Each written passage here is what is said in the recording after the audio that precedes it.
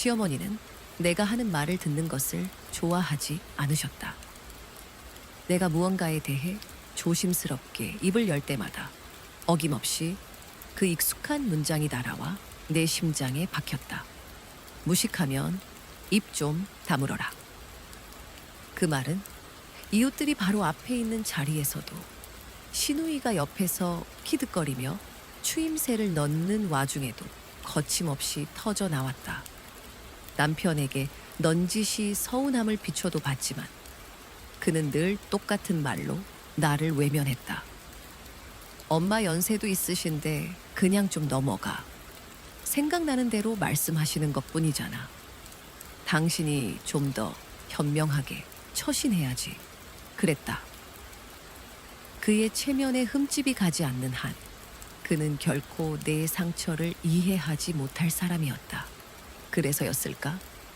훗날 시누이가 일자리를 구하러 들른 면접실에서 대표이사 명패가 놓인 자리에 앉아 있는 나를 보고 사색이 되었을 때 그의 온 가족이 진정한 멸시가 무엇인지 깨닫게 된 그 순간을 나는 아직도 선명히 기억한다. 모든 것의 시작은 숨 막히는 여름밤의 저녁 식사 자리였다. 식탁 위에는 내가 정성껏 차린 음식들이 가득했다. 살이 꽉 찬 대하찜, 손수 양념에 압력솥에 푹 쪄낸 돼지갈비찜, 그리고 시어머니가 시골 총석 냄새가 난다며 타박하시던 시래기 된장찌개에는 감칠맛을 더하기 위해 다진 소고기를 듬뿍 넣었다. 저녁 식사에 초대된 옆집 아주머니 두 분 덕분인지 처음의 분위기는 제법 화기애애했다. 시어머니는 유쾌하게 웃으며 대화를 주도했고 간간히 내 남편 강진우의 이야기를 자랑스럽게 늘어놓았다. 대기업 마케팅팀 팀장인 내 남편. 나는 말없이 앉아 조카 민준이의 그릇에 반찬을 집어주고 시어머니의 국그릇이 비지 않게 채워드리며 예의 바른 며느리의 역할을 수행했다. 평화는 길지 않았다. 시누이의 아들 민준이가 식탁 밑으로 수학 문제집을 슬쩍 밀어 넣으며 울상을 지을 때까지였다. 나 이제 공부 안 할래. 학원 가기 싫어. 선생님이 나만 미워한단 말이야. 그 말을 듣는 순간 나는 부드러운 목소리로 시어머니께 말을 건넸다. 어머님, 민준이 혹시 길 건너에 있는 생각하는 학원에 보내보시는 건 어떨까요? 거기가 원장님이 꼼꼼하게 봐주신다고 소문이 자자하더라고요. 집에서도 가깝고 저희가 신경 써주기도 편할 것 같고요. 내 말이 차에 끝나기도 전에 탁 하는 날카로운 소리와 함께 시어머니의 젓가락이 식탁을 내리쳤다. 목소리는 칼날처럼 서늘했다. 너 지금 누구를 가르치려 들어? 네가 뭘 안다고 함부로 나서. 무식하면 제발 입 좀 다물어. 너 같은 건 그냥 조용히 부엌에서 설거지나 하고 밥이나 하면 되는 거야. 어디 신성한 애들 교육 문제에 끼어들어. 다시는 그 문제로 아는 척하지 마. 알았어? 옆집 아주머니들이 깜짝 놀라 서로의 눈치를 살폈다.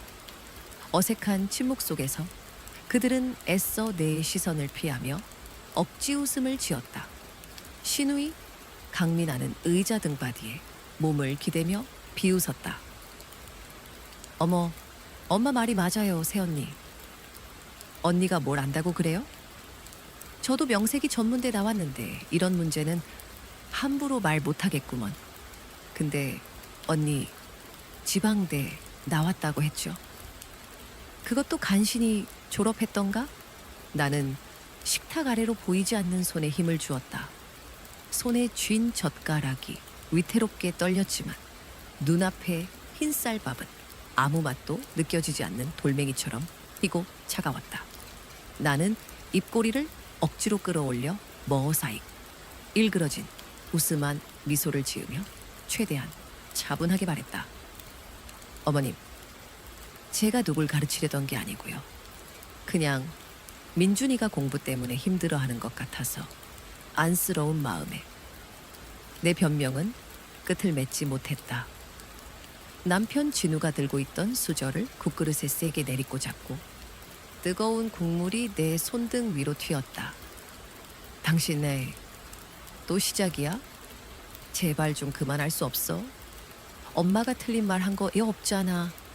이런 문제는 어른들이 알아서 하시거나 아니면 그냥 애 부모가 신경 쓰게 놔둬. 왜 자꾸 끼어들어서 사람 불편하게 만들어? 그는 단 한 번도 나를 쳐다보지 않은 채 말했다. 마치 나와 함께 지독한 가난을 견디고 서로를 의지하며 사랑을 맹세했던 지난 날들이 모두 거짓이었던 것처럼. 나는 이제 이 식탁의 구색을 맞추기 위해 앉아있는 투명한 그림자에 불과했다. 나는 더 이상 아무 말도 하지 않았다.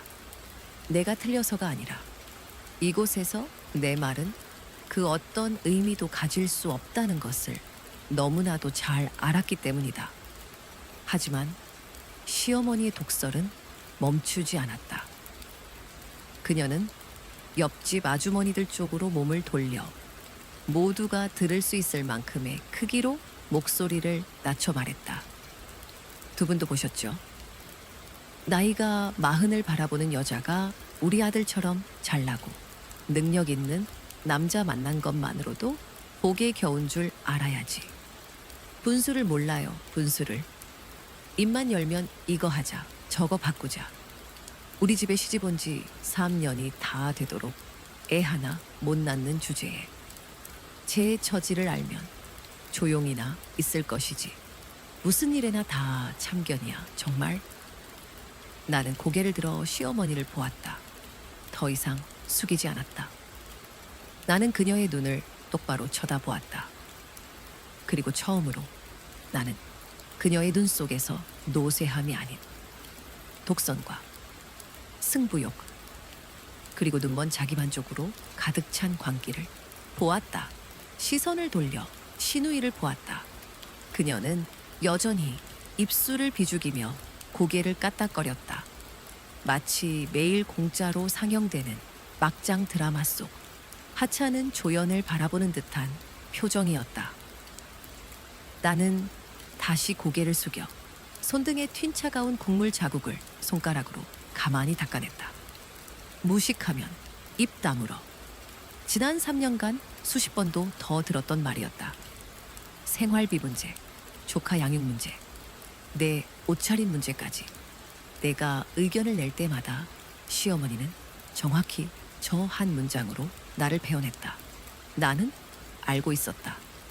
모든 인내에는 한계가 있고 오늘 바로 그 한계선이 바닥을 드러냈다라는 것을. 그 순간에도 남편은 한마디 말이 없었다. 그는 그저 밥그릇에 얼굴을 파묻고 있었다. 방금 벌어진 모든 일들이 그저 스쳐가는 바람이라도 되는 것처럼. 그리고 나는 조용히 젓가락을 내려놓았다. 천천히 자리에서 일어났다. 내 시선이 식탁에 앉은 모든 사람을 차례로 훑었다. 고개를 숙인 남편, 비웃는 시어머니, 호기심에 찬 눈으로 나를 보는 시누이, 그리고 여전히 침묵하는 옆집 아주머니들까지.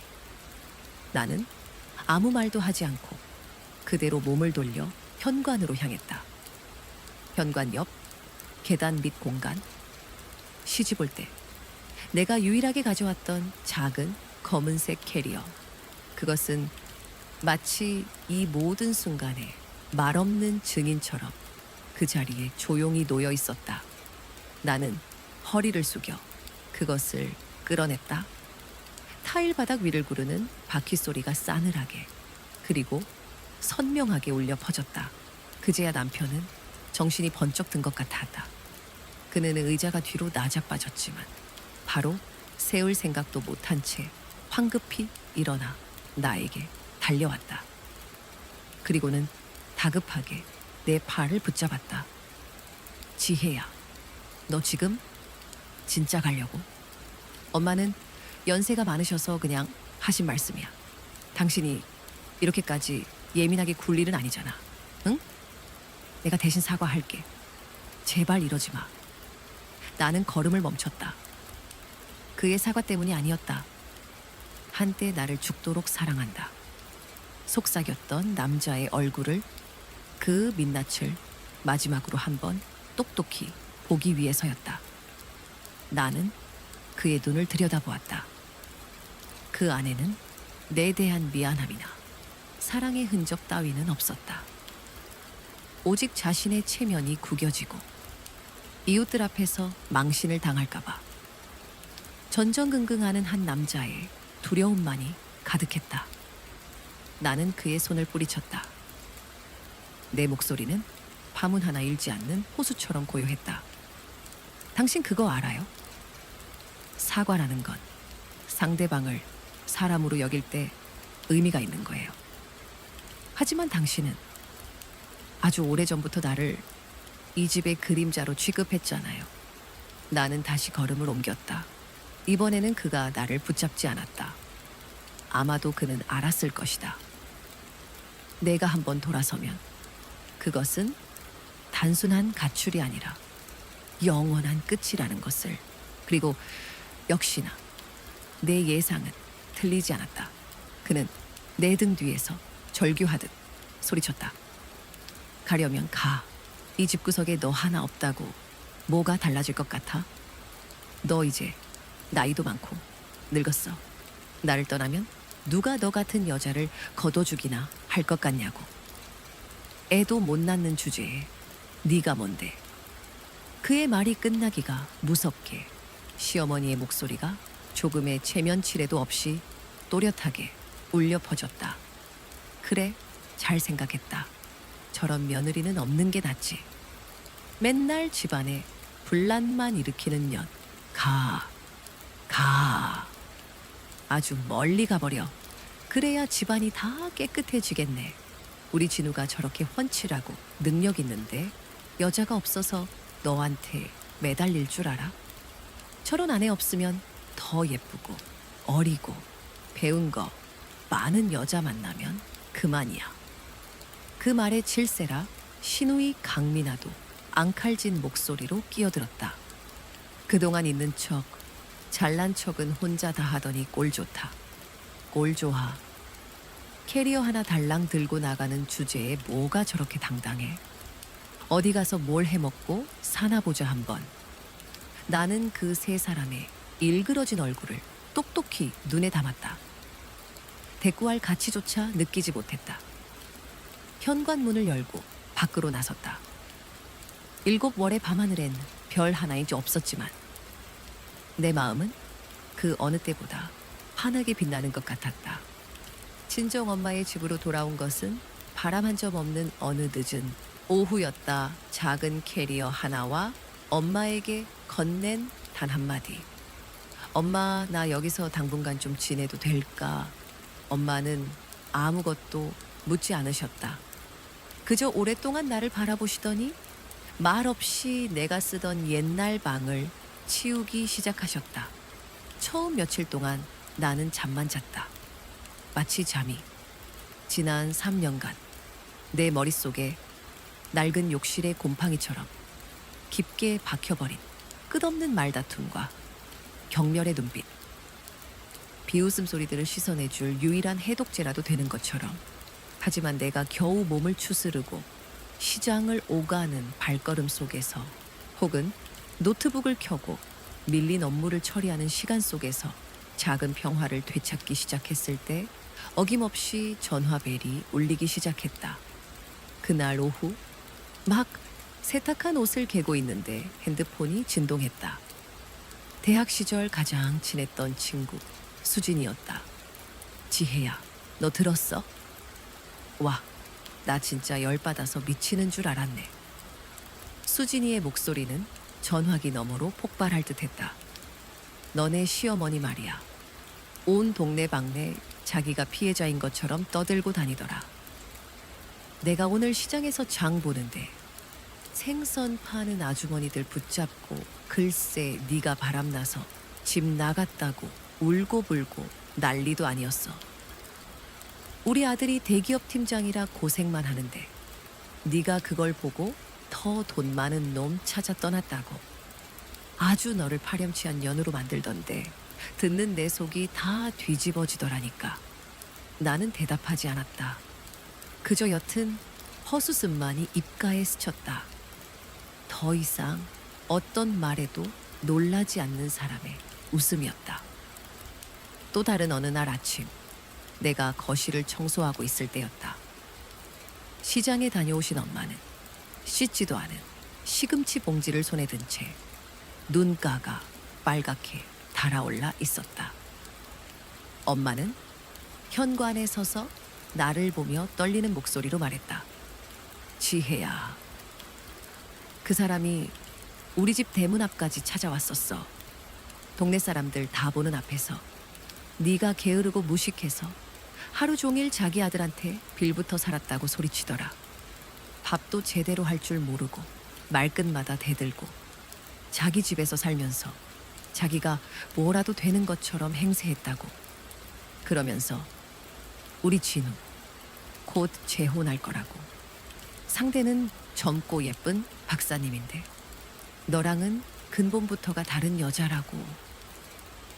엄마의 목소리가 갈라졌다. 대체 무슨 일이 있었던 거니? 엄마한테 다 말해줘, 응?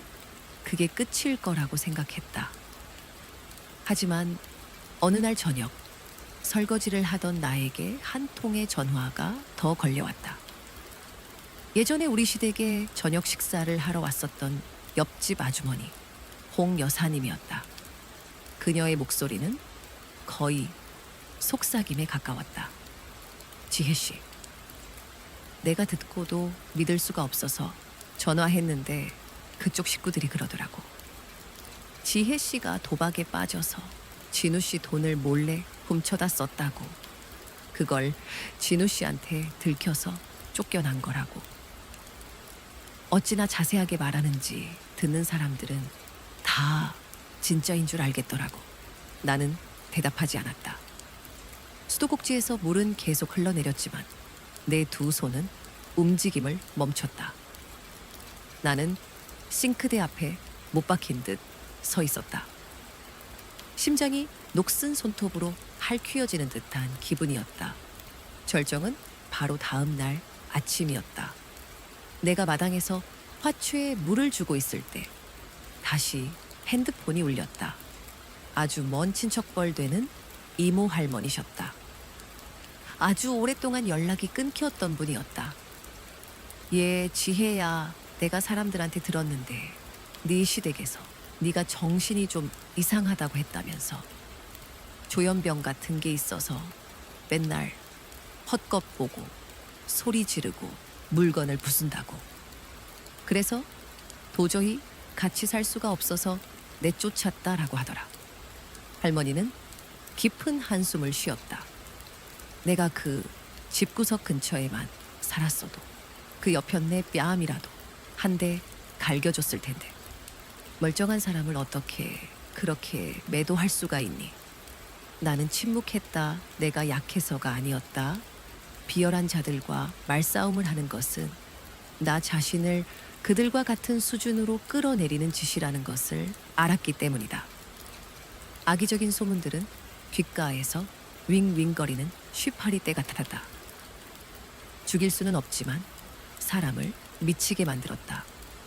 그저 침묵하면 모든 것이 지나갈 것이라 생각했다. 하지만 나는 틀렸다. 막지 않은 악은 곰팡이처럼 번져나갔다. 내가 계속 이렇게 당하고만 있는 것은 그들의 죄악에 동조하는 것과 다름없었다. 나는 속으로 다짐했다. 그들이 독을 품은 혀를 놀렸으니 그 혀로 쓴 열매를 맛보게 될 것이다. 나는 해명하지 않을 것이다. 시간과 화려하게 돌아올 나의 모습이 모든 것에 대한 대답이 되어줄 테니까. 나는 그날 이후로 한동안 침묵이 나를 지켜줄 것이라 믿었다. 아니, 어쩌면 믿고 싶었는지도 모른다. 세상의 모든 소음으로부터 나를 격리시키면 시궁창 같은 그들의 목소리도 언젠가는 잦아들 것이라고. 친정 엄마의 작은 집은 나에게 그런 도피처가 되어주는 듯을 했다. 아침이면 창문으로 새우며드는 햇살에 잠이 깼고, 낮에는 엄마를 도와 소박한 반찬을 만들거나 밀린 책을 읽었다. 저녁이 되면 노트북을 켜고 조용히 내 세상과 접속했다. 화면 속에서 나는 더 이상 무식한 며느리가 아니었다. 나는 수백 명의 직원을 이끄는 대표였고, 내 결정 하나하나가 회사의 미래를 바꾸고 있었다. 그 이중적인 삶의 간극이 나를 겨우 숨쉬게 했다. 하지만 내가 쌓아 올린 평화의 벽은 너무나도 허술했다. 그들의 악의는 벽의 가장 얇은 틈을 비집고 들어와 내 일상을 좀먹기 시작했다.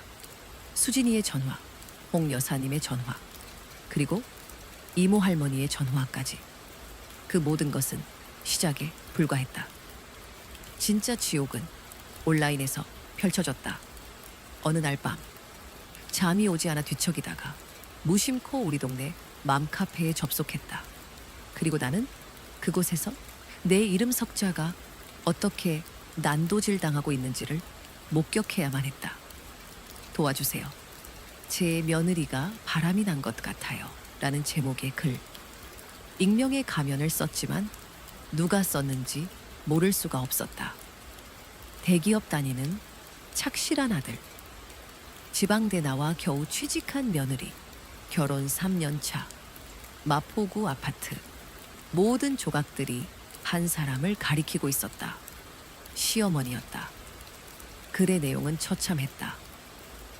그녀는 나를 돈만 밝히는 속물로, 남편의 능력을 질투해 밖으로 놔두는 여자로, 심지어는 우울증을 핑계로 집안일은 손 하나 까딱하지 않는 게으름뱅이로 묘사했다. 그리고 그 글 밑에는 수백 개의 댓글이 달려 있었다. 요즘 여자들 정말 문제 많네요. 남편이 저렇게 잘났으면 내조나 잘할 것이지. 지방대 나왔으면 분수를 알아야죠. 치시오 힘내세요 예시 어머님. 그런 며느리는 빨리 쫓아내는 게 답이에요. 나는 스크롤을 내리던 손가락을 멈췄다. 숨이 턱 막혔다. 마치 수백 개의 손가락이 모니터 너머에서 나를 향해 삿대질하는 것 같았다. 그날 밤 나는 한숨도 자지 못했다. 소문은 꼬리에 꼬리를 물고 번져나갔다. 카카오톡 단체 채팅방에서는 내가 도박빚 때문에 야반 도주했다는 이야기가 돌았고, 시댁 친척들 사이에서는 내가 사실 정신병력이 있어 강제 이혼을 당했다는 말까지 나왔다. 그들은 나라는 사람 위에 자신들이 원하는 거짓의 옷을 겹겹이 입히고 있었다. 내가 무너진 것은 나를 향한 비난 때문만은 아니었다. 그 화살이 나를 넘어 평생을 정직하게 살아오신 우리 엄마에게까지 향했기 때문이었다. 동네 사람들은 엄마를 볼 때마다 뒤에서 수근거렸다. 딸 교육을 어떻게 시켰기에? 라는 무언의 눈빛들이 엄마의 등을 아프게 찔렀다.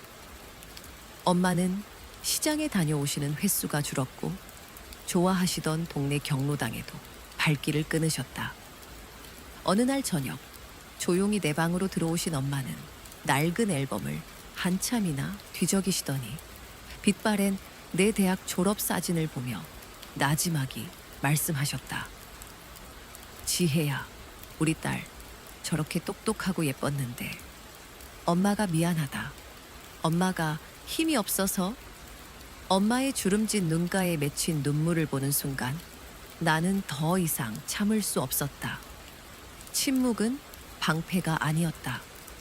그것은 아기에 대한 암묵적인 동의였고, 나를 사랑하는 사람들을 향한 비겁한 외면이었다.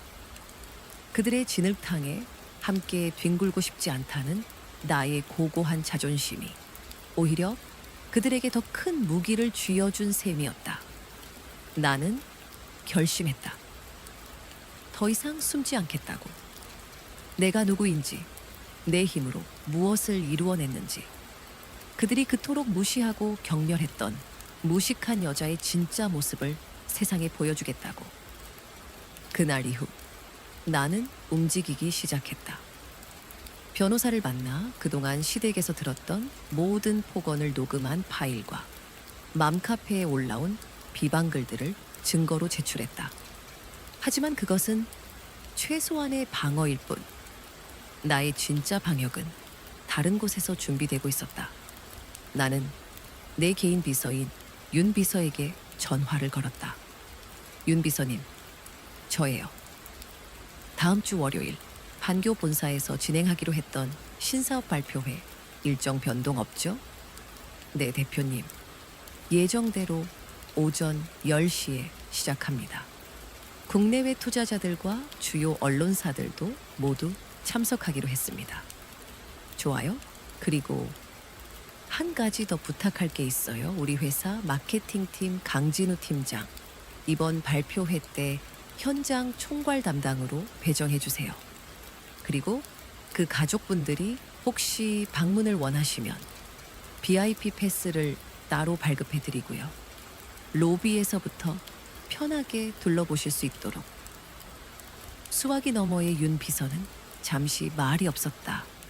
내 결정의 의도를 파악하려 애쓰는 침묵이었다. 알겠습니다, 대표님. 그렇게 처리하겠습니다. 그리고 한 가지 더.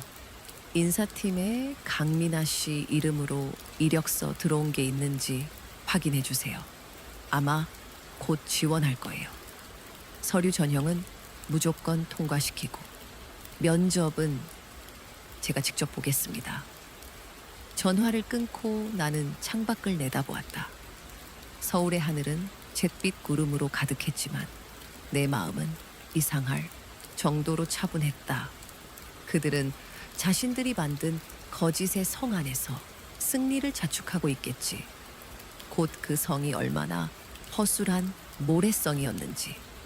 그리고 그 성을 무너뜨릴 파도가 바로 그들이 무시했던 내 손 안에 있었다는 것을 깨닫게 될 것이다. 나는 복수를 하려는 것이 아니었다. 그저 모든 것을 제자리로 돌려놓으려는 것뿐이었다. 진실의 자리로. 나는 그날 아침의 공기를 아직도 기억한다. 밤새 내린 비가 씻어낸 판교의 하늘은 유난히 맑았고 내 사무실의 통유리창 너머로 쏟아져 들어오는 햇살은 눈이 부셨다. IT 기업들이 즐비한 이 최첨단 빌딩의 꼭대기층, 이노베이트 AI의 대표이사실에서 내려다보는 풍경은 고요했다. 하지만 내 마음속은 결코 고요하지 않았다. 나는 그날이 올 것을 알고 있었다. 내가 직접 판을 짜고 배우들을 무대 위로 불러 모았으니까. 월요일 아침의 회사는 늘 분주하다. 잘 다려진 셔츠를 입은 직원들의 활기찬 발걸음, 키보드를 두드리는 경쾌한 소음, 그리고 갓 내린 원두커피의 짙은 향기. 모든 것이 익숙한 궤도 위에서 완벽하게 돌아가고 있었다. 그 평화로운 질서를 깨뜨린 것은 정적에 어울리지 않는 날카로운 하이힐 소리였다. 또각, 또각.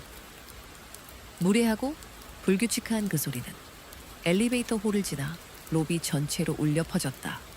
그리고 그 소리와 함께 짙은 샤넬 넘버 5 향수 냄새가 아침의 커피 향을 무자비하게 짓눌렀다. 몇 초 지나지 않아 로비는 술렁이기 시작했다. 직원들의 고개가 약속이라도 한 듯 자동문 쪽으로 기울어졌다. 나는 내 자리에서 일어나 사무실 한쪽 벽면 전체를 차지한 스마트 글라스 앞으로 다가갔다. 손짓 한 번에 투명하게 변한 유리 너머로 1층 로비의 풍경이 파노라마처럼 펼쳐졌다. 그리고 그 무대의 중앙으로 2명의 배우가 등장했다. 나의 전 시어머니와 시누이. 그들은 마치 시상식의 레드카펫이라도 밟는 듯한 기세로 우리 회사 로비로 들어서고 있었다. 시어머니는 눈이 시릴 정도로 새빨간 레이스 원피스를 입고 있었다. 손에는 거대한 로고가 박힌 노란색 토트백을 들었고 뾰족한 스틸레토 힐은 그녀가 걸을 때마다 대리석 바닥을 사정없이 쪼아댔다. 시누이 강민하는 몸에 딱 달라붙는 원피스에 바깥에 무더운 날씨는 아랑곳하지 않는다는 듯 무릎 위까지 올라오는 가죽 부츠를 신고 있었다. 붉게 칠한 입술과 과장된 웨이브 머리까지. 나는 그들의 모습을 내려다보며 어떤 감정도 느끼지 못했다. 분노도 경멸도 아니었다. 그저 잘 짜인 연극의 다음 순서를 기다리는 연출가의 심정이었다. 나는 이미 그들이 어떤 대사를 치고 어떤 행동을 할지 모두 알고 있었으니까. 아니나 다를까. 로비에 들어서자마자 미나는 곧장 안내 데스크로 향했다. 길고 화려한 인조 손톱이 붙은 손가락으로 투명한 강화 유리를 똑똑 두드리며 말했다. 여기 마케팅팀 강진우 팀장님 좀 불러주세요. 동생이랑 어머니가 왔다고 전해주시고요. 그녀의 목소리는 조금도 작지 않았다. 오히려 팀장님, 동생, 어머니 같은 단어들에 힘을 주어 이 회사 전체에 자신들이 보통 손님이 아님을 과시하려는 의도가 역력했다. 젊은 안내 데스크 직원이 잠시 당황했지만 이내 프로다운 미소를 지으며 응대했다. 네, 고객님. 실례지만 성함과 방문 목적을 다시 한번 정확히 말씀해 주시겠어요? 담당 팀에 정확하게 전달해 드리겠습니다. 미나는 직원을 쳐다보지도 않은 채 손을 휘저었다. 목소리에는 짜증이 섞여 있었다. 됐고 그냥 강진우 팀장 나오라고 해요. 어머니랑 동생이 왔다는데 혹시 이 회사의 팀장님이 누군지도 몰라요. 그때 시어머니가 다가와 주변을 둘러보기 시작했다. 그녀의 눈은 안내 데스크에서부터 나선형 계단, 그리고 한쪽에 모여 수군거리는 직원들에게까지 훑어내렸다. 그녀의 목소리가 마치 시장 한복판에서 외치듯 울려 퍼졌다. 여기가 우리 아들 회사란 말이지. 야, 으리으리하네. 하긴 우리 아들이 어릴 때부터 워낙 똑똑했으니 이 정도는 돼야지. 분위기만 봐도 좋은 회사인 거 딱 알겠네. 어이, 아가씨, 여기서 안내 보는가 봐. 이 회사는 얼굴 보고 사람 뽑나 보네. 예쁘장해. 나는 20층 위 투명한 유리벽 뒤에서 그 광경을 내려다보며 실소를 금치 못했다. 그들의 저 유치하고 천박한 허영심이야말로 내가 지난 3년간 견뎌야 했던 모든 것이었다. 시어머니는 미나의 팔꿈치를 쿡 찌르며 의기양양하게 속삭였다. 봤지? 내 아들이 이 정도야. 저 엘리베이터 좀 봐. 저거 하나만 해도 우리 시골집보다 크겠다. 미나는 머리를 한번 쓸어 넘기며 콧방귀를 뀌었다. 그러게 말이야. 그 서지혜라는 여자는 진짜 복을 발로 찬 거지. 우리 집 며느리가 돼서 우리 오빠 아내로 살 수 있었던 기회를 제 발로 걷어찼으니 지금쯤 어디 허름한 골방에서 땅을 치고 후회하고 있겠지 뭐. 안내 데스크 직원이 난처한 표정으로 인터폰을 들려던 찰나 옆을 지나가던 다른 직원이 조심스럽게 물었다. 저기, 두 분은 혹시 면접 보러 오셨거나 하신 건가요? 그 한마디에 미나는 독사처럼 획 돌아보며 쏘아붙였다. 말 조심해. 난 여기 팀장님 동생이고 이분은 팀장님 어머니셔. 어디서 함부로 면접 따위를 운운해? 여기 위계질서 확실한 곳 아니야? 그럼 자기 위치가 어딘지 파악부터 해야지. 나는 작게 고개를 끄덕였다. 그래, 계속 그렇게 해. 더 크게, 더 또렷하게 외쳐봐. 그래야 잠시 후에 더 아플 테니까.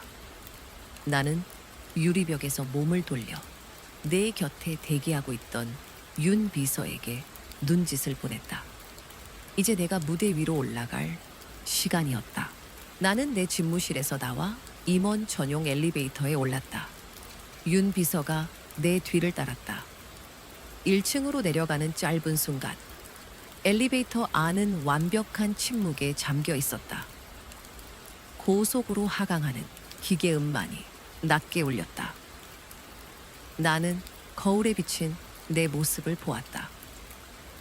짙은 네이비색의 바지 정장, 머리카락 한 올 흐트러짐 없이 단정하게 묶어 올린 로우번, 그리고 귀에 작게 붙은 진주 귀걸이. 지난 3년간 시댁에서 입어야 했던 펑퍼짐한 티셔츠와 무릎 나온 바지 차림에 나는 그 어디에도 없었다.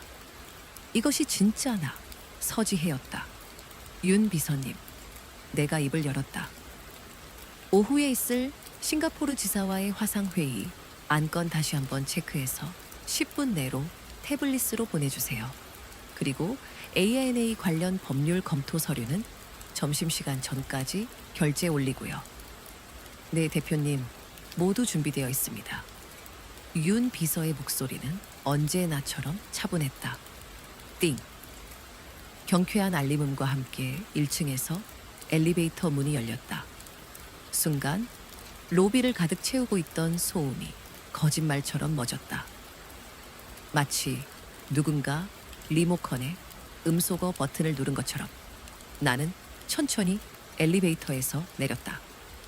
내 구두 굽은 시어머니의 것과 달리 바닥을 긁는 시끄러운 소리를 내지 않았다. 그저 단단하고 절제된 소리로 나의 존재를 알릴 뿐이었다. 내 앞을 지나가던 여직원 3명이 화들짝 놀라며 길을 비켜섰다. 나는 윤 비서를 대동한 채 그 소란의 진원지를 향해 걸어갔다. 내 시선은 아직 그들에게 닿지 않았다. 나는 먼저 내 왕국의 백성들을 살폈다. 당황한 기색이 역력한 안내 데스크 직원, 호기심과 불안감이 뒤섞인 눈으로 이쪽을 훔쳐보는 사원들. 가장 먼저 나를 발견한 것은 시어머니였다. 그녀는 처음에는 눈을 가늘게 떴다. 마치 잘못 본 것이라고 생각하는 듯 했다. 그러다 시누이 미나가 내 쪽을 보고 흠칫 굳어버리자 그녀의 얼굴에도 서서히 의혹이 번져갔다. 미나는 어색하게 입꼬리를 올리며 비꼬는 투로 말했다. 어머? 새언니 아니세요? 여기서 다 보내. 여긴 어쩐 일이에요? 택배 배달이라도 왔나? 시어머니는 미나의 말이 끝나기도 전에 거들었다. 택배는 무슨, 딱 보아하니 청소하러 온 거겠지. 내가 그럴 줄 알았어. 저런 무식한 건 결국 몸 쓰는 일밖에 할 게 없다니까. 쯧쯧, 뭘 좀 봐. 아주 웃겨 죽겠네. 나는 대답하지 않았다. 그저 내 갈 길을 갔다. 윤 비서에게 나지막이 지시했다. 기술관리팀에 연락해서 총괄 이사실이 있는 20층 엘리베이터 정기 점검 일정 일주일 뒤로 미루라고 전해주세요. 윤 비서가 고개를 숙이며 태블릿에 무언가를 빠르게 입력했다. 바로 그때 옆 부서에서 나오던 남자 직원이 나를 보더니 90도로 허리를 숙였다. 대표님, 좋은 아침입니다. 대표님이라는 그 한 단어, 그것은 마치 날카로운 비수가 되어 시어머니와 시누이를 둘러싸고 있던 허영의 막을 단번에 찢어발기는 것 같았다. 두 사람은 그 자리에 얼어붙었다. 비웃음을 머금고 있던 미나의 입이 벌어진 채 다치지 않았고 시어머니는 두 눈이 터질 듯 커졌다. 그녀는 나를 머리부터 발끝까지 훑어보더니 믿을 수 없다는 듯 소리쳤다. 뭐, 대표? 누가 대표라는 거야? 너희들 뭐 잘못 본 거 아니야. 얘는 내 며느리였어. 내가 집에서 내쫓은 배운 것도 없고 직업도 없는 애라고. 근데 무슨 대표야. 그녀의 절규가 끝나기도 전에 정장을 말끔하게 차려입은 중년의 남자가 나에게 다가와 정중하게 고개를 숙였다. 그의 명찰에는 인사관리팀장 박성준이라고 적혀 있었다. 대표님, 오전에 결제 요청드린 해외 투자자 미팅 관련 서류 검토 부탁드립니다. 오후에 바로 회신을 줘야 하는 건이라서요. 나는 고개를 끄덕였다. 목소리에는 어떤 감정도 씻지 않았다. 네, 박 팀장님, 자리로 돌아가서 바로 확인하겠습니다. 그리고 앞으로 외부 방문객 응대 매뉴얼 다시 한번 전 직원에게 공지해 주세요. 오늘 아침 같은 소라는 더 이상 없었으면 합니다. 시정하겠습니다, 대표님. 박 팀장님은 다시 한번 고개를 숙인 뒤 자기 부서로 돌아갔다. 이제 로비는 숨소리 하나 들리지 않는 완벽한 진공 상태가 되었다. 몇몇 직원들은 입을 가린 채 서로에게 속삭였고 몇몇은 조용히 뒷걸음질쳐 이 희대의 막장 드라마에서 멀어지려 했다. 그때까지도 상황 파악이 되지 않는 듯 시어머니는 더듬거리며 중얼거렸다. 제가 정말 대표라고? 진짜. 윤 비서가 한 걸음 앞으로 나섰다. 그녀는 당황한 기색 하나 없이 시어머니의 눈을 똑바로 쳐다보며 말했다. 서지혜 대표님은 저희 이노베이트 AI의 창업주이시자 현 대표이사 CEO이십니다. 그 차갑고 명료한 한 문장.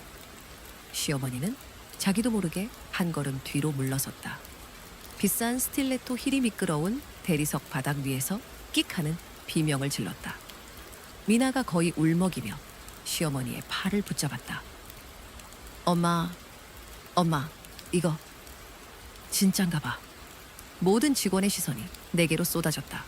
불과 몇 달 전 바로 저 가족에게 온갖 모욕을 당하고 쫓겨났던 나에게로. 나는 더 이상 아무 말도 할 필요가 없었다. 아니, 애초부터 아무 말도 할 필요가 없었다. 이 자리에 이 모습으로 서 있는 것, 그것만으로도 그들이 퍼뜨린 모든 저열한 소문과 거짓말에 대한 가장 완벽하고 잔인한 대답이 되었으니까. 하지만 내가 몸을 돌리기도 전에 전혀 예상치 못한 소리가 로비를 울렸다. 너무나도 간사하고 역겨워서 주변에 있던 몇몇 직원들이 자기도 모르게 미간을 찌푸릴 정도의 목소리였다. 어머머, 세상에. 우리 며느리. 아니, 우리 지혜 아니니 대표님이었어? 아이고, 이 늙은이가 눈이 어두워서 사람도 못 알아봤네. 얘, 지혜야. 엄마가 너무 기뻐서 그런다. 너무 기뻐서. 나는 내 귀를 의심했다. 방금 전까지 나를 무식한 청소부년이라고 불렀던 시어머니가 손바닥 뒤집듯 표정을 바꾸고 있었다. 그녀는 내게 달려와 나를 껴안을 듯이 팔을 벌렸다. 그 손은 연극 배우처럼 과장되게 떨리고 있었다. 눈물 한 방울 나지 않는 눈가를 훔치는 신용까지 하면서 아가, 네가 이렇게 큰 회사 대표인 줄도 모르고 이애미가 정말 복이 터졌구나. 지혜야, 미안하다. 내가 늙어서 주책을 부렸어. 아까는 그냥 장난친 거야. 장난. 오랜만에 보니까 반가워서. 나는 피하지도 대답하지도 않고 가만히 서 있었다. 내 눈에는 더 이상 분노가 없었다. 그저 얇은 살얼음 같은 냉담 한만이 남아있을 뿐이었다. 인간의 위선이 어디까지 늘어날 수 있는지 나는 이미 너무나 잘 알고 있었다. 시누이 미나 역시 정신을 차린 듯 구겨진 옷을 매만지고 머리를 정리하더니 갑자기 90도로 허리를 숙였다. 형님. 아니, 대표님. 정말 죄송합니다. 제가 눈이 삐었나 봐요. 대표님이 이렇게 대단한 분인 줄도 모르고 제발 저를 용서해 주세요. 저에게도 배울 기회를 한 번만 주세요. 그러면서 그녀는 뒤에 서서 구경하던 직원들을 향해 고개를 돌려 소리치기까지 했다. 뭘 봐요? 다들 일 안 해요? 나 이 회사 대표님 동서 될 사람이에요. 나는 그녀를 쳐다보지 않았다. 내 시선은 저 앞, 방금 막 열린 자동문 너머로 들어서는 한 사람에게 고정되어 있었다. 그토록 익숙한 사람, 내 남편 강진우였다. 단정한 셔츠에 넥타이까지 완벽하게 차려입었지만 그의 얼굴은 새하얗게 질려 있었다. 그는 문턱에 발이 묶인 듯 멈춰 섰다. 나와 눈이 마주치자 그는 죄인처럼 황급히 시선을 피했다. 당황과 수치심으로 일그러진 얼굴. 늘 나에게 체면을 지키라고 가르치던 바로 그 남자가 이제는 사람들 앞에 나설 용기조차 내지 못하고 있었다. 나는 그를 똑바로 쳐다보았다. 새하얗게 질린 얼굴로 어쩔 줄 몰라 하는 저 남자. 당황과 수치심에 흔들리는 저 눈동자. 나는 내 로비에 모인 모든 이들이 들을 수 있도록 차갑고 또렷한 목소리로 입을 열었다. 강진우 팀장님. 내 입에서 나온 그의 공식 직함에 진우의 어깨가 움찔거렸다. 아직 본인 상사에게 인사도 안 하셨네요. 아니면 3개월 전 본인의 팀장 승진 결제 서류에 직접 서명한 사람이 누구인지 벌써 잊으신 건가요? 순간 로비의 공기가 얼음장처럼 차갑게 내려앉았다. 나는 진우의 두 눈이 공포로 커지는 것을 똑똑히 보았다.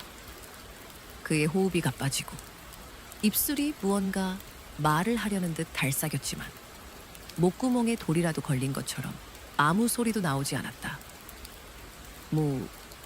무슨 소리야 당신? 겨우 쥐어짜낸 목소리는 심하게 갈라져 있었다. 나는 그가 말을 끝맺도록 내버려 두지 않았다. 나는 그의 비겁한 변명에 익숙했고 더 이상 들어줄 이유도 없었다. 나는 한 걸음 더 다가섰다. 내 목소리는 여전히 평탄했지만 그 안에 담긴 단어들은 비수가 되어 날아갔다. 아니면 제가 마저 다 이야기해드릴까요? 온 친척들에게 자랑하고 다니던 그 억대 연봉이 사실은 제 월급의 10분의 1도 안 된다는 사실을? 당신이 어머니와 여동생을 데려가서 SNS에 자랑하던 그 청담동 고급 빌라가 사실은 처음부터 끝까지 내 돈으로 산 내 명의의 집이라는 사실을? 나는 잠시 말을 멈추고 그의 얼굴이 땀으로 번들거리는 것을 지켜보았다. 날 숨기라고 했죠? 싼 옷만 입고 낡은 국산 차를 몰고 밖에 나가서는 절대 내 수입에 대해 말하지 말라고. 당신의 그 잘난 체면을 지켜주기 위해서 행여나 동료들이 당신을 비웃을까봐, 뭐라고 비웃을까봐 그랬더라. 아, 맞다. 아내한테 얹혀 사는 놈이라고. 나는 마지막 세 단어에 힘을 주어 말했다. 그것은 차가운 손바닥이 되어 그의 뺨을 후려치는 것과 같았다. 로비에 서 있던 모든 사람들, 신입사원, 안내데스크 직원, 경비원, 그리고 각 부서의 팀장들까지 모두가 숨을 죽였다. 그들의 눈빛 속에는 더 이상 호기심이 아니었다. 충격, 동정, 그리고 경멸이 뒤섞여 있었다. 나는 턱을 치켜들었다. 내 눈은 조금도 흔들리지 않았다. 잊었어요? 당신 어머니 앞에서 나를 가리키며 애도 못 낳는 늙은 여자라고 말했던 거, 내 의견을 말했다는 이유만으로 무식하면 입 다물라며 소리쳤던 거, 당신은 내가 나이가 많고 지방대를 나왔으니 당신 같은 명문대 출신 남자를 만난 게 내 인생 최고의 행운이라고 생각했나 보죠. 대학 시절 내가 당신을 거들떠보지도 않을 때 매일같이 꽃을 사들고 와서 내 연구실 앞에서 기다리던 사람이 누구였죠. 밤늦게까지 회사 앞에서 나를 기다리고 구애하는 메일을 수십 통씩 보내며 내 마음을 얻으려 애썼던 사람이 누구였더라. 나는 당신의 그 순수한 마음에 진심에 감동해서 결혼을 결심했어요. 조용한 가정을 꾸리고 싶어서 내 모든 배경과 지위를 내려놓고 당신의 아내가 되기를 선택했어요. 내가 약해서가 아니라 당신을 믿었기 때문에. 나는 21번 골랐다. 내 차가운 시선은 이제 진우를 넘어 넋이 나간 시어머니와 신우 얘기까지 닿았다. 하지만 내가 틀렸더군요. 당신이 가장 사랑했던 건 내가 아니었어요. 다른 사람의 희생 위에 위태롭게 쌓아 올린 당신의 그 허울뿐인 체면이었지. 내 말이 끝나자 로비는 무덤 같은 정적에 휩싸였다. 모든 소음이 멎었고 시간마저 멈춘 듯 했다. 직원들의 숙인 고개, 동정과 경멸이 뒤섞인 눈빛, 그리고 몇몇이 몰래 스마트폰으로 이 장면을 녹화하는 소리까지, 이 모든 것이 그에게 내려지는 사회적 사형 선고와도 같았다. 그리고 그 정적을 깬 것은 근처에 서 있던 회계팀 여직원의 작지만 또렷한 목소리였다. 맞아요, 대표님 말씀이. 저 인간 팀장이랍시고 거들먹거리기나 했지.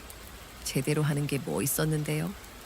모든 프로젝트 기획안 결국 다 대표님 결제 없이는 한 발짝도 못 나갔잖아요.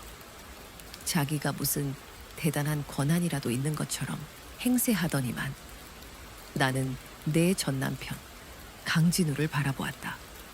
한때 결혼식장에서 나를 분수를 아는 여자라며 자랑스러워했고, 자기 어머니에게 지혜는 아무것도 바라지 않는 착한 여자라고 말했으며, 회사에서는 아내의 성공 뒤에는 내가 있다고 떠벌리고 다녔던 남자. 이제 그는 돌처럼 굳어 서 있었다. 그의 눈은 자신을 지지해줄 단 한 사람이라도 찾으려는 듯 빌사적으로 주변을 훑었지만 돌아오는 것은 싸늘한 시선뿐이었다. 그의 얼굴이 새빨갛게 달아올랐다가 이내 핏기 없이 하얗게 변했다. 이마에서는 식은땀이 흘러내렸다. 그는 주먹을 꽉 쥐었지만 이제 그가 붙잡을 수 있는 것은 아무것도 없었다. 나는 알 수 있었다. 그는 지금 그가 나에게 평생을 강요했던 바로 그 체면이라는 감옥 속에서 질식해가고 있다라는 것을, 그 숨 막히는 침묵 속에서 가장 먼저 비명을 지른 것은 시어머니였다. 하지만 그 비명은 나를 향한 것이 아니었다. 그녀는 떨리는 손가락으로 자신의 아들 강진우를 가리켰다. 아니야, 아니야. 우리 아들은 팀장이야. 자기 힘으로 돈 버는 능력 있는 내 아들이라고. 진우야, 너도 뭐라고 말 좀 해봐. 어서. 나는 한쪽에서 그 모습을 지켜보았다. 그녀는 이제 더 이상 아들을 꾸짖는 어머니가 아니었다. 자신의 명예를 더럽힌 배신자를 향해 저주를 퍼붓는 악귀에 가까웠다. 말을 해보라고? 이놈아, 저 여자가 다 지어낸 얘기지. 그렇지. 네가 저런 기생충 같은 놈이 아니라고. 어서 엄마한테 말해. 하지만 진우는 여전히 서 있었다. 그는 고개를 들지도 대답하지도, 심지어 제 어머니를 돌아보지도 못했다. 그 침묵이야말로 가장 확실한 대답이었다. 시어머니는 헉 하고 숨을 들이켜더니 순식간에 다른 사람으로 변했다. 그녀의 두 눈이 핏발로 가득 찼고 얼굴은 분노로 검붉게 물들었다. 그녀는 미친 사람처럼 소리를 질렀다. 이 천하의 몹쓸 놈, 네가 감히 이 어미를 능멸해? 내가 너를 어떻게 믿고 어떻게 자랑하고 다녔는데. 동네 사람들 만날 때마다 내 아들이 대기업 팀장이라고, 장안의 인재라고 침이 마르게 뽐내고 다녔는데, 근데 고작 마누라 등골이나 빼먹는 버러지였다고. 이럴 수가 있어. 그녀의 쇳소리 섞인 절규가 로비 전체를 울렸다. 그녀는 진우의 얼굴에 대고 손가락질을 해댔다. 내가 이 나이 먹도록 오늘처럼 치욕스러운 날은 없었다. 네가 나를 온 세상의 웃음거리로 만들었어. 알아? 하지만 진우는 여전히 아무런 대꾸도 하지 못했다. 그는 이미 무너져 내리고 있었다. 나는 그들의 추악한 싸움에 끼어들지 않았다. 그저 묵묵히 지켜보았다. 한때 그녀가 내 머리 위로 쏟아부었던 그 모든 잔인한 말들이 이제는 부메랑이 되어 그녀가 가장 사랑하는 아들에게로 정확히 돌아가고 있었다. 한편 신우이 강민아는 어느새 슬그머니 뒤쪽으로 물러나 있었다. 로비에 처음 들어설 때처럼 어머니 곁에 바싹 붙어 있지도 않았다. 그녀의 얼굴은 새하얗게 질려 있었고 두 손은 핸드백 끈을 터질 듯이 움켜쥐고 있었다. 그녀는 나와 진우, 그리고 미쳐 날뛰는 제 어머니를 번갈아 쳐다보았다. 그녀의 눈동자 속에서 경악과 공포, 그리고 재빠른 계산이 스쳐 지나갔다. 그리고는 마치 번개라도 맞은 것처럼 갑자기 표정을 바꾸었다. 형님! 아니, 대표님. 제발 용서해 주세요. 전 정말 아무것도 몰랐어요. 다 우리 오빠가 잘난 척해서 그런 거지. 전 정말 아무 뜻도 없었어요. 대표님, 제발 저를 용서하시고 저한테 다시 시작할 기회를 주세요. 네? 나는 여전히 말이 없었다. 그녀는 더 애처로운 목소리로 울먹였다. 대표님, 어차피 대표님은 이 회사 주인이시잖아요. 저 같은 애 하나? 마케팅팀 대리 자리라도 하나 주시는 거 어렵지 않으시잖아요? 제가 형님이 이렇게 대단한 분인 줄 알았더라면 제가 감히 어떻게... 그녀는 말을 멈췄다. 차마 형님을 무시했겠어요. 라는 말은 입 밖으로 꺼내지 못하는 듯 했다. 나는 그녀에게서 시선을 거두고 다시 진우를 보았다. 그는 여전히 침묵하고 있었지만 두 손이 걷잡을 수 없이 떨리는 것이 보였다. 그리고 마침내 벼랑 끝에 몰린 짐승처럼 그는 고개를 들었다. 붉게 충혈된 눈으로 나를 노려보며 목이 맨 소리로 울부짖었다. 닥쳐. 전부 다 닥쳐. 엄마도, 미나도, 그리고 당신도. 이제 만족해? 내 체면, 내 자존심, 사람들 앞에서 이렇게 다 짓밟아 버리니까 속이 시원하냐고. 그래, 당신이 이겼어. 이제 만족하냐고 물었잖아. 나는 그를 보았다. 내 눈에는 더 이상 분노도 연민도 남아있지 않았다. 나는 모두가 들을 수 있도록 조용하지만 단호한 목소리로 말했다. 아니, 나는 그저 내 인생에 들러붙은 쓰레기를 치우고 있는 것뿐이야. 그리고 당신이 말하는 그 체면이라는 건 당신 스스로가 이미 오래전에 쓰레기통에 처박았고, 나는 1층 로비 불과 몇 분 전까지만 해도 그들 가족의 화려한 등장으로 소란스러웠던 바로 그 무대의 한가운데에 서 있었다.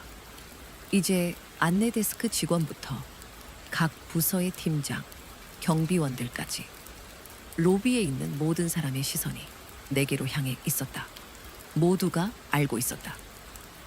이 잔인한 연극의 마지막 판결을 내릴 사람은 오직 나뿐이라는 것을. 그리고 나는 이 순간을 충분히 오랫동안 기다려왔다. 나는 주머니에서 조용히 스마트폰을 꺼냈다. 내 얼굴에는 어떤 표정의 변화도 없었다. 목소리의 톤 역시 조금도 달라지지 않았다.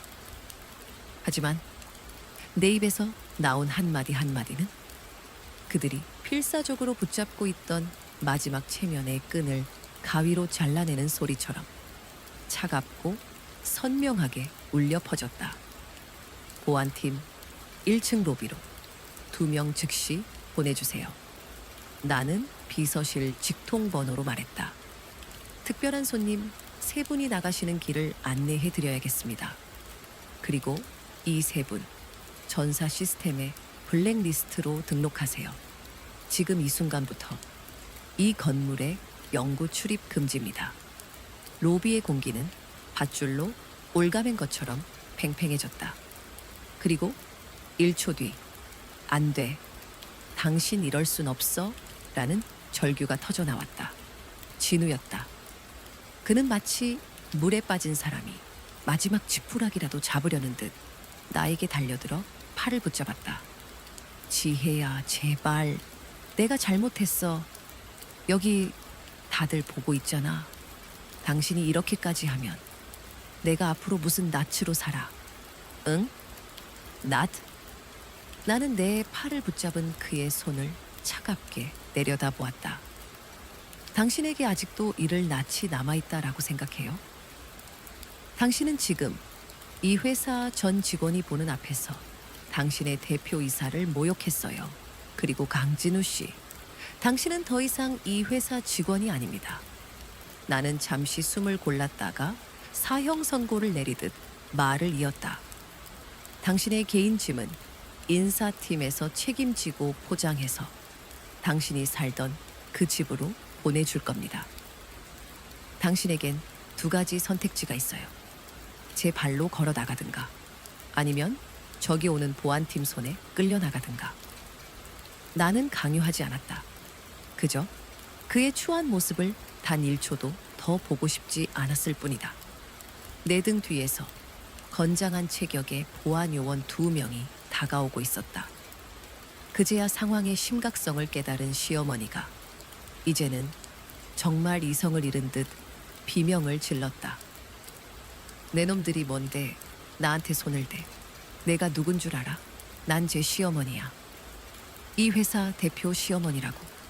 내 아들이 여기서 팀장인데 감히 나를 쫓아내. 내가 너희들 다 고소할 거야. 후회하게 만들어주겠어. 아무도 대답하지 않았다. 보안팀장은 그저 나에게 가볍게 목례를 한 뒤 부하 직원 2명에게 턱짓으로 신호를 보냈다. 3분, 정중히 밖으로 모시게. 형님, 제가 잘못했어요. 제발요. 이번엔 미나였다. 그녀는 내 앞에 쿵 소리를 내며 무릎을 꿇었다. 2 손으로 내 정장 바지가랑이를 붙잡고 애원했다. 그녀의 목소리는 울음으로 갈라져 있었고 눈은 절망으로 가득 차 있었다. 형님, 저를 쫓아내지 마세요. 제가 어렸고 제가 어리석었어요. 하지만 다 엄마랑 오빠 때문이에요. 저는 다시 시작하고 싶어요. 제발 저한테 기회 한 번만 주세요. 네. 그녀가 아무리 애원하고 매달려도 나는 미동도 하지 않았다. 진우는 거의 미쳐가고 있었다. 그는 자신을 제지하는 보안 요원의 팔을 뿌리치며 발악했다. 놔. 나는 이 회사 팀장이야. 내가 여기 있을 권리가 있다고. 보안 팀장은 여전히 평온한 목소리를 유지했다. 강진우 씨, 계속해서 업무를 방해하고 소란을 피우시면 저희는 규정대로 경찰을 호출할 수밖에 없습니다. 나는 그날 이후로 그들 가족이 조용히 물러나 최소한의 명예라도 지킬 것이라 생각했다. 하지만 아니었다. 평생을 두꺼운 가면을 쓰고 살아온 사람들에게 수치심이란 잠시 스쳐가는 불운일 뿐 결코 각성의 계기가 되지는 못하는 법이었다. 나는 그날 그들이 보여준 추태가 마지막 발악일 것이라고 생각했다. 하지만 아니었다. 평생을 두꺼운 가면과 거짓된 자존심에 의지해 살아온 사람들에게 수치심이란 잠시 스쳐가는 불운일 뿐 결코 각성의 계기가 되지는 못하는 법이었다. 그들은 명예롭게 퇴장하는 법을 몰랐다. 예상대로 바로 다음 날 아침 그들은 다시 회사 앞에 나타났다. 이번에는 정문을 통과하려는 시도조차 하지 않았다.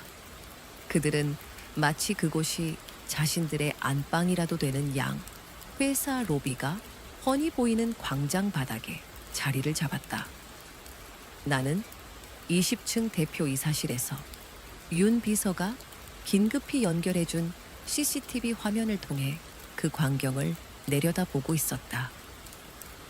대표님, 1층 로비에서 보고가 들어왔습니다. 어제 그 세 분이 다시 오셨다고 합니다. 지금 정문 앞에서 소리를 지르며 드러누워 시위 중이라고 합니다. 보안팀이 제지하고 있지만 출근하는 직원들과 행인들이 몰려들어 통제가 어렵다라고 합니다. 나는 들고 있던 커피잔을 조용히 내려놓았다. 아무 말도 하지 않았다. 그저 자리에서 일어나 내 목에 걸려있던 대표이사 신분증을 다시 한번 매만지고는 1층 로비가 아닌 건물 전체의 상황을 조망할 수 있는 통유리창 복도로 천천히 걸어나갔다. 그들의 본성은 내가 예상했던 것보다 훨씬 더 저열했다. 체면을 모두 잃었지만 부끄러움은 모르는 사람들. 그 세 명의 익숙한 모습이 이제는 재산을 빼앗긴 악독한 지주처럼 바닥에 나뒹굴고 있었다. 시어머니는 화관간 바닥에 아예 드러누워 버렸다.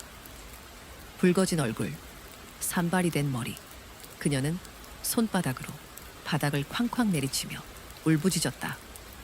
아이고 세상 사람들, 이것 좀 보세요.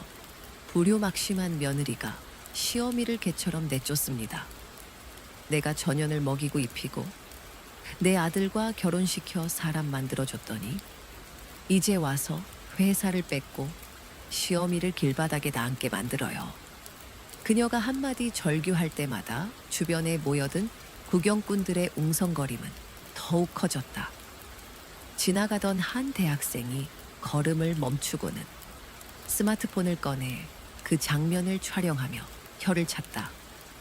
헐, 저 회사 대표님, 시댁 식구들한테 누명 썼던 그분 아니야? 근데 이제 와서 저 시어머니가 저렇게 깽판을 친다고? 진짜 뻔뻔하다. 그 옆에서 시누이 강민아는 잔뜩 웅크린 차에 서 있었다. 구겨진 원피스 차림에 고개를 푹 숙이고 있었지만 우리 회사 직원 몇 명이 지나가는 것을 보자마자 기다렸다는 듯 고개를 들고 울먹이기 시작했다. 저기요, 제발 저희 좀 도와주세요. 대표님께 저희 좀 만나달라고 전해주세요. 저는 정말 갈 곳이 없단 말이에요. 남편이었던 강진우는 어제와는 또 다른 모습이었다. 그는 더 이상 분노하지 않았다. 대신 텅 빈 눈으로 정문 자동문에 이제는 효력이 정지된 자신의 사원증을 미친 듯이 갖다 대고 있었다. 삑삑 하는 거절음과 함께 붉은 램프가 깜빡일 때마다 그는 유리문을 주먹으로 쿵쿵 내리쳤다. 나는 이 회사 팀장이야. 내가 여기서 몇 년을 일했는데 이 망할 놈의 시스템이 고장났나. 문 열어. 보안요원 2명이 그의 앞을 막아섰다. 한 명이 무정의에 대고 나지막이 말했다. 상황실, 경찰에 신고해. 업무방해, 현행범이야. 외부 손님들도 불편해하시기 시작했어. 경찰차가 도착하는 데에는 10분도 차에 걸리지 않았다. 젊은 경찰관 2명이 차에서 내려 인파를 해치고 들어왔다. 공공장소에서 소란 피우지 마십시오. 관련자분들 누구십니까? 시어머니는 벌떡 일어나 경찰에게 달려가며 건물을 손가락으로 가리켰다. 저것들이요. 저것들이 내 아들 회사에서 나를 내쫓았어요. 경찰관 중 한 명이 미간을 찌푸리며 수첩을 꺼냈다. 어머님, 이 회사는 엄연히 사유재산입니다. 여기서 계속 소란을 피우시면 공무집행 방해로 입건해서 서로 데려갈 수밖에 없습니다. 내가 왜 가? 나는 억울해서 못 가. 그리고 놀랍게도 불과 몇 시간 뒤 나는 아무것도 할 필요가 없었다. 모든 것은 마른 들판의 불길처럼 스스로 번져나갔다. 누군가가 촬영한 그들의 영상은 충격 영상, 대기업 며느리 회사 앞에서 들어놓은 시어머니 근황이라는 자극적인 제목으로 유튜브와 모든 온라인 커뮤니티로 퍼져나갔다. 그 영상은 순식간에 각종 포털 사이트에 실시간 검색어 순위를 장악했다. 댓글창에는 세 개의 단어가 반복적으로 나타났다. 부끄러움을 모른다. 기생충, 주제에 시끄럽다. 제업자득. 나는 언론의 인터뷰 요청에 응하지 않았고 어떤 해명도 내놓지 않았다.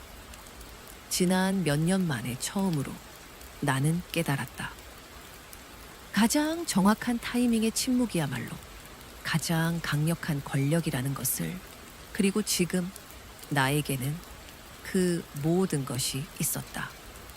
사흘 뒤 그들의 추태가 담긴 영상은 대한민국 인터넷 세상을 완벽하게 뒤덮었다. 그리고 그와 함께 과거 그들이 내 대해 퍼뜨렸던 모든 거짓말들이 하나씩 수면 위로 떠올라 조각나기 시작했다. 한 유력 온라인 매체에는 이런 제목의 기사가 올라왔다. 불임과 외도 누명 썼던 그녀. 사실은 수천억대 CEO, 전시댁 일가 침묵. 그 기사는 48시간 동안 가장 많이 본 뉴스 1위를 기록했다. 기사 밑에는 수천 개의 댓글이 달렸다. 저 시어머니 깽판 치는 영상 보고 암 걸리는 줄. 저렇게 살면서 무슨 낯짝으로 남을 욕하나. 인과응보. 자기가 뿌린 대로 거두는 거지. 대표님, 정말 보살이셨네. 소리 한번 안 지르고 저 집안을 통째로 무너뜨리다니. 진짜 멋지다.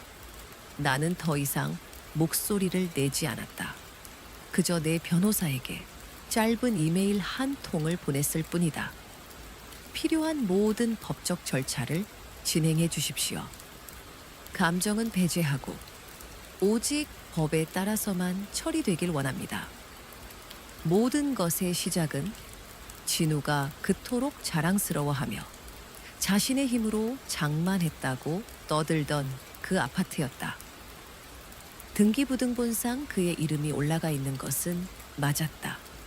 하지만 내 이름 역시 공동 명의로 올라가 있었고, 주택구매 자금의 출처가 된 모든 계좌, 이체 내역, 주택담보 대출 서류, 심지어 인테리어 비용 영수증까지 모두 내 이름으로 되어 있었다.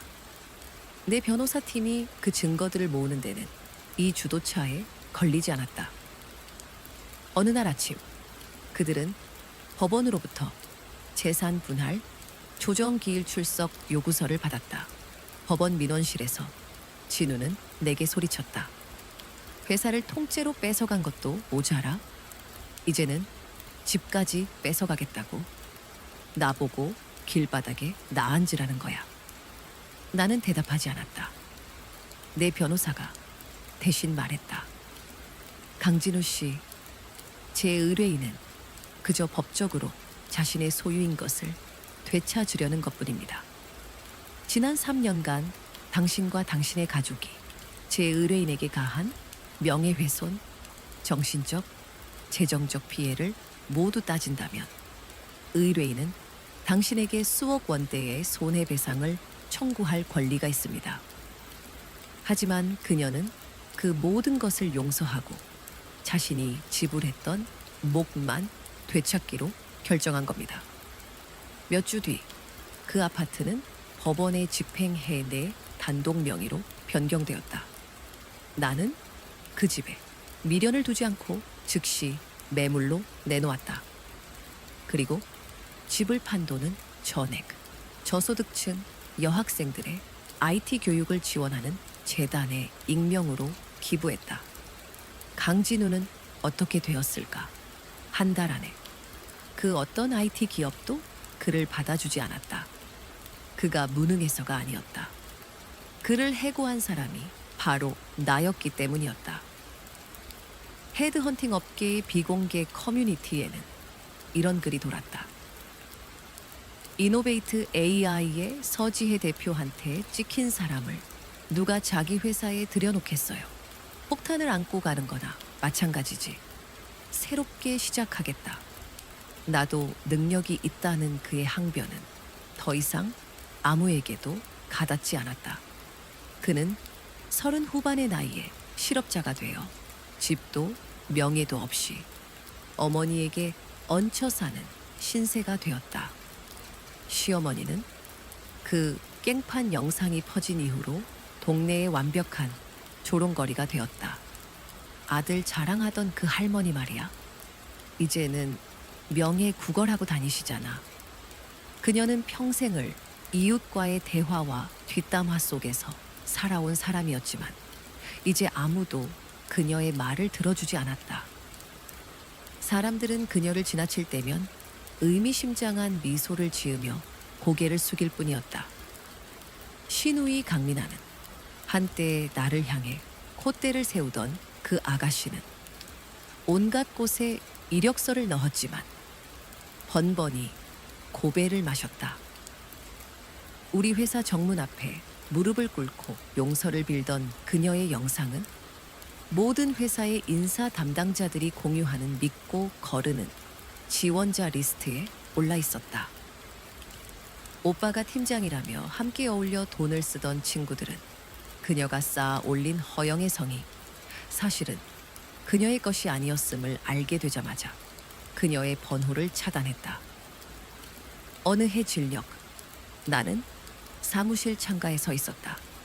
비가 막 그친 서울의 거리는 촉촉하게 젖어 있었다. 저 아래 길 건너편 버스 정류장 한 구석에 나는 익숙한 세 개의 그림자가 서 있는 것을 보았다. 초라하고 낡고 지저분한 모습으로 세상의 빛으로부터 멀리 밀려난 채 조용히 서 있는 그들이었다.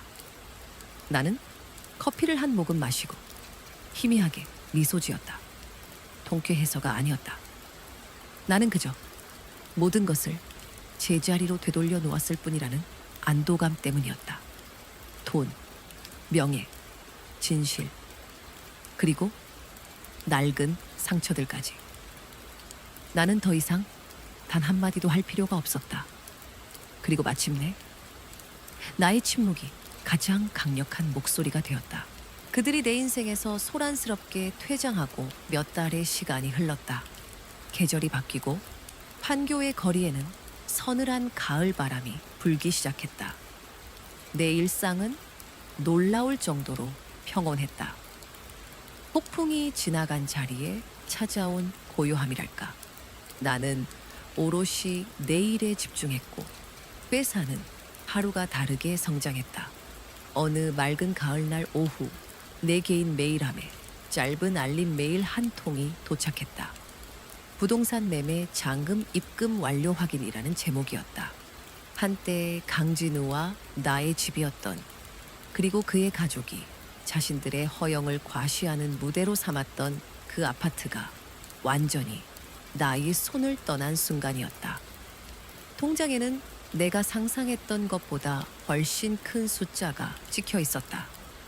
그 숫자를 보았을 때 내 마음속에 차오른 것은 기쁨이나 만족감이 아니었다.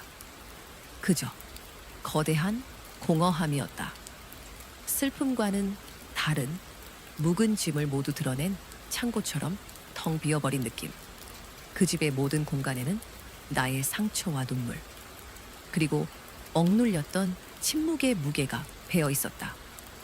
이제 그 모든 것이 돈이라는 형태로 나에게 돌아온 것이다. 나는 그 돈을 단 하루도 내 통장에 묵혀두고 싶지 않았다. 그것은 나에게 상처의 대가였고 나는 그 상처를 더 이상 소유하고 싶지 않았다. 나는 윤 비서를 통해 내가 오래전부터 눈여겨보던 한 재단을 수소문했다. 지방 소도시의 저소득층 여학생들에게 코딩 교육과 IT 장비를 지원하는 비영리 단체였다.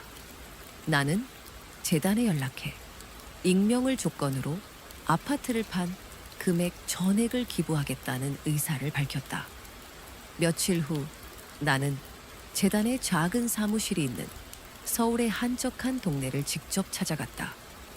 윤 비서는 걱정스러운 눈으로 동행을 제안했지만 나는 혼자 가겠다고 했다. 이것은 이노베이트 AI의 대표 서지혜로서가 아닌 그냥 인간 서지혜로서 맺는 마지막 매듭이었기 때문이다. 허름한 건물의 3층에 위치한 재단 사무실은 작고 소박했지만 그곳에서 일하는 사람들의 눈빛은 그 누구보다 뜨거웠다. 재단 이사장은 희끗한 머리에 인자한 여성이었다. 그녀는 내 기부 의사를 확인하고는 내 손을 잡으며 몇 번이고 고맙다고 말했다. 그녀는 내가 누구인지 궁금해하는 눈치였지만 익명을 원한다는 내 뜻을 존중해 주었다. 내가 준비해간 기부 약정서에 조용히 서명을 하고 있을 때 사무실 한쪽에서 맑은 웃음소리가 들려왔다. 앳된 얼굴의 여고생 2명이 낡은 노트북 앞에 앉아 무언가에 열중하고 있었다. 저 아이들은 저희가 지원하는 첫 번째 장학생들이에요. 이사장이 내 시선을 따라가며 말했다. 가정 형편이 어려워 컴퓨터는커녕 스마트폰도 겨우 쓰던 아이들이었는데 코딩에 놀라운 재능을 보이더라고요. 저 아이들의 꿈이 자기들처럼 어려운 환경에 있는 친구들도 쉽게 코딩을 배울 수 있는 교육용 앱을 만드는 거래요. 나는 그 아이들을 한참 동안 바라보았다. 반짝이는 눈, 무언가에 완전히 몰입한 진지한 표정. 어쩌면 아주 오래전 컴퓨터 한 대에 세상을 담을 수 있다고 믿었던 어린 시절의 내 모습이 저러지 않았을까. 무식하면 입 다물어라. 그 말이 다시 귓가에 울리는 듯 했다. 세상에는 이 아이들처럼 자신의 목소리를 내는 법을 배우기도 전에 무식하다는 낙인 아래 침묵을 강요당하는 수많은 소녀들이 있을 것이다. 나는 그 아이들에게 침묵이 아닌 자신만의 언어, 자신만의 코드로 세상과 당당히 소통하는 법을 알려주고 싶었다. 내가 서명한 그 종이 한 장이 그들의 미래를 바꾸는 작은 씨앗이 될 수 있기를 간절히 바랐다. 사무실을 나서자 차가운 공기가 상쾌하게 뺨을 스쳤다. 하늘을 올려다보았다. 높고 푸른 가을 하늘.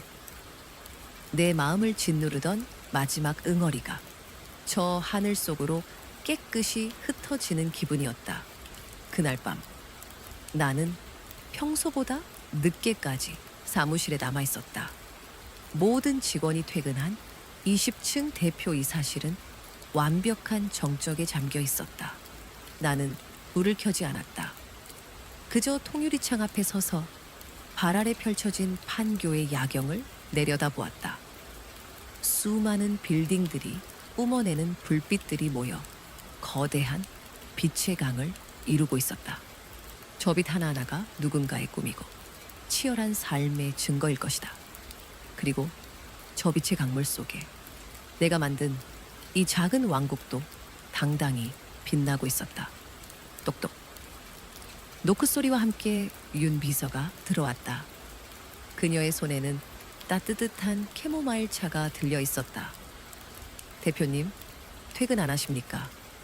재단에서는 오늘 오후에 기부금 입금 확인되었다고 감사 메일을 보내왔습니다. 수고했어요, 윤 비서님. 이제 그만 퇴근해요. 대표님.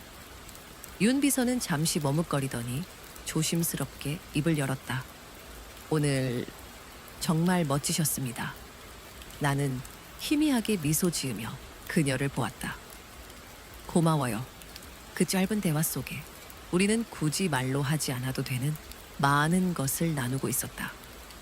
그녀가 조용히 나가고 다시 혼자가 된 나는 창가에 더 가까이 다가섰다. 차가운 유리창에 내 얼굴이 비쳤다. 나는 그 얼굴을 가만히 들여다보았다. 3년 전 낯선 집의 주방에서 억지 웃음을 지으며 국그릇을 나르던 여자의 얼굴은 더 이상 그곳에 없었다. 나는 그 굴욕의 저녁 식사를 떠올렸다. 된장찌개의 구수한 냄새, 숨 막히는 공기, 그리고 내 심장을 얼어붙게 했던 그들의 차가운 눈빛까지. 그들은 내게서 목소리를 빼앗으려 했다. 지방대 나온 무식한 여자라는 틀 안에 나를 가두고 나의 모든 가능성을 부정했다. 나는 이제야 깨닫는다. 지난 3년간의 내 침묵은 결코 굴복이나 패배가 아니었다는 것을. 그것은 소모적인 싸움에 에너지를 낭비하는 대신 내실을 다지고 나의 성을 더 높고 단단하게 쌓아 올리는 시간이었다. 그들은 내가 침묵할 때 내가 아무것도 하지 않고 세우러져 가고 있다고 믿었을 것이다. 하지만 나는 그 시간 동안 그들이 감히 상상조차 할 수 없는 세상을 만들고 있었다. 강진우, 그리고 그의 가족들. 그들은 지금 어디서 무엇을 하고 있을까? 나는 더 이상 궁금하지 않았다. 그들은 내 세상에서 완벽하게 지워진 존재들이었다. 그들을 향한 분노도, 미움도, 연민도 이제는 희미한 흔적조차 남아있지 않았다. 그들은 스스로 뿌린 경멸의 씨앗을 거두며 자신들이 만든 비좁은 세상 속에서 평생을 살아갈 것이다. 나는 천천히 눈을 감았다. 그리고 다시 떴을 때 내 눈에 비친 판교의 야경은 그 어느 때보다 아름다웠다. 나의 침묵은 나를 지키는 가장 단단한 방패였다. 그리고 이제 나의 성공이 세상 그 어떤 웅변보다도 강력한 나의 목소리가 되었다. 유리창에 비친 내 입가에 아주 오랜만에 평온한 미소가 떠올랐다. 그것은 복수의 끝에서 오는 허탈한 웃음이 아니었다. 비로소 나 자신을 온전히 되찾고 새로운 시작 앞에 선 한 인간의 자유로운 미소였다.